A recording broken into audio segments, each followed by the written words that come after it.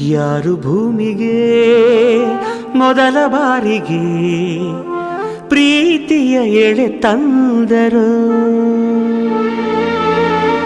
ಹೆಣ್ಣು ಮೊದಲ, ಗಂಡು ಮೊದಲ, ಆಸೆ ಮೊದಲ, ಅಂದ ಮೊದಲ, ಅಂದ ಅಂದರೇನು ನೀನೇ ಅಂದೆ ನಾನು.